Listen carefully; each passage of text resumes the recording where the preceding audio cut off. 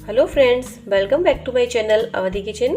तो दोस्तों, आज मैं आपके लिए लेकर आई हूँ एक नाश्ता की बहुत ही टेस्टी रेसिपी। आज मैं बनाने वाली थी तो मैंने सोचा आपके साथ शेयर कर देती हूँ। तो आज हम बना रहे हैं मूंग दाल का नाश्ता। यहाँ पर मैंने ये मूंग दाल ली है और ये रात को भिगोई हुई मूंग दाल है। तो आप कितनी भी मूंग दाल अपनी क्वांटिटी के हिसाब से भिगो सकते हैं। मैंने यहाँ पर 2 कटोरी मूंग दाल ली है, मैं बता देती हूँ। तो मैंने यहाँ पर ये 2 बाउल मूंग दाल ली थी और रात को भिगो के रख दी थी। और ये भिगोई हुई है और मैंने अच्छे से इसको वॉश कर लिया है। अब मैं इसको सबसे पहले पीसूंगी ग्राइंडर में डाल के, और इसके साथ इसमें ये 2 हरी मिर्च, इन दोनों को मैं अच्छे से पीस लेती हूँ। दोस्तों, इसमें पानी हम ऐड नहीं करेंगे, ये मूंग दाल है, अच्छे से पीस जाएगी बिना पानी के भी।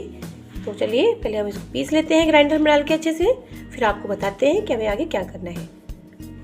ये देखिए दोस्तों, मैंने दाल को अच्छे से पीस लिया है और मैंने बिल्कुल बारीक नहीं पीसा है, हल्का सा दरदरा भी छोड़ा है। और यहाँ पर मैंने थोड़ा सा इसमें पानी यूज़ किया था पीसते समय, क्योंकि दाल ज़्यादा ड्राई हो गई थी।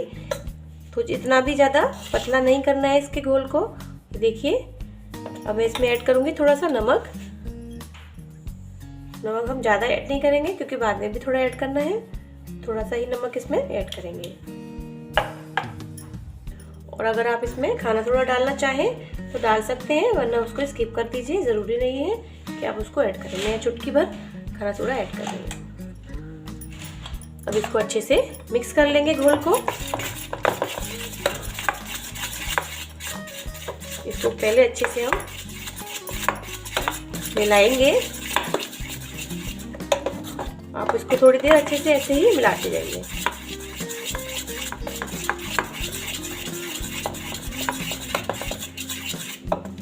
रेडी है, तो मैं बताती हूँ आपको क्या करना है आगे। तो यहाँ पर हमने ये बर्तन ले लिया है, इडली मेकर नहीं है आपके पास तो आप कोई भी बर्तन यूज़ कर सकते हैं, कढ़ाई वगैरह यूज़ कर सकते हैं। हम इसमें ऐड कर देते हैं पानी। तो ये देखिए दोस्तों, पानी बॉयल हो गया है और मैंने ये जो दाल ली थी उसको इसमें डाल दिया। अब हम इसको पहले 10 मिनट तक पकाएंगे। गैस की फ्लेम को कर देंगे स्लो, मीडियम तो पकाएंगे। तो ये देखिए दोस्तों, हमारी ये मूंग दाल की जो मैंने इडली बनाई है बिल्कुल रेडी है। मैं आपको दिखा देती हूँ, ये अच्छे से पक गई है। चेक कर लेते हैं। ये देखिए, चिपक भी नहीं रही है यहाँ पे बिल्कुल भी। तो ये एकदम से हो चुकी है। हम इसको निकाल लेते हैं स्टैंड से और ऐसे ही सारी इडलियाँ तैयार कर लेते हैं। ये देखिए दोस्तों, मेरी ये मूंग दाल की इडली बिल्कुल रेडी है। ये बहुत ही अच्छी बनी है और बहुत ही फ्लफी बनी है, आप देख सकते हैं। बहुत ही टेस्टी लग रही है देखने में ये। तो अब हम इनको करेंगे फ्राई, क्योंकि हम ऐसे तो इसको खाएंगे नहीं। अगर आप ऐसे ही खाना चाहें तो आप ऐसे भी खा सकते हैं, लेकिन अब हम पहले इनको फ्राई करेंगे और टेस्टी बनाएंगे इनको खाने के लिए। तो चलिए चलते हैं गैस की तरफ। तो दोस्तों, मैंने ये कढ़ाई रख ली है और तेल हो गया है गरम। अब हम इसमें डालेंगे 1 छोटा चम्मच राई दाना,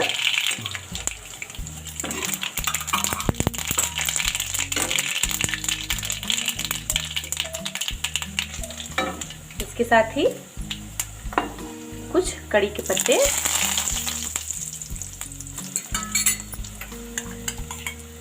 और हम डाल रहे हैं इसमें थोड़ा सा बारीक कटा हुआ लहसुन।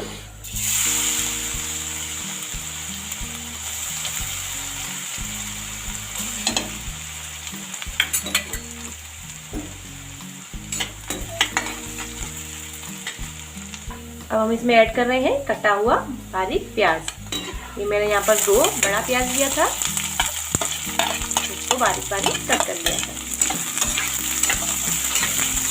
इसको अच्छा ब्राउन होने तक हल्का सा भून लेते हैं। तो दोस्तों, प्याज हमारा अच्छे से पक गया है। अब हम इसमें ऐड कर रहे हैं कटा हुआ बारीक टमाटर। ये मैंने यहाँ पर 2 टमाटर लिया था, मीडियम साइज का। ऐड कर देते हैं और इसको हल्का सा सॉफ्ट होने तक भून लेते हैं। ज़्यादा नहीं भूनना है हमें। टमाटर सॉफ्ट हो गया है दोस्तों। अब हम इसमें ऐड करेंगे जो हमने मूंग दाल की इडली बनाई थी। इसको मैंने 4 हिस्सों में 4 टुकड़े कर लिए हैं इसके। अब मैं इसको इसमें कर दूंगी ऐड।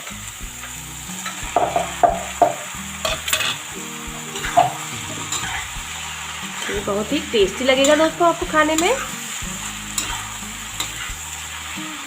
हम इसमें हल्का सा नमक तो पहले ऐड कर चुके थे दाल में जब हमने इसको पीस लिया था,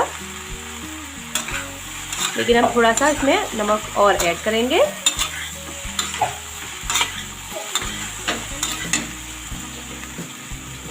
हम इसमें ऐड कर रहे हैं हरी मिर्च। हरी मिर्च हम पहले ही ऐड कर चुके थे पीसते समय पे। अब इसमें मैं बारीक एक छोटी हरी मिर्च और ऐड कर रही हूँ। अब हम इसमें ऐड कर रहे हैं थोड़ा सा नमक। नमक अपने टेस्ट के अनुसार ही ऐड कीजिएगा, जिससे कि ज़्यादा ना हो जाए बस। और हम इसमें कुछ ऐड नहीं करेंगे, अच्छे से मिक्स करेंगे।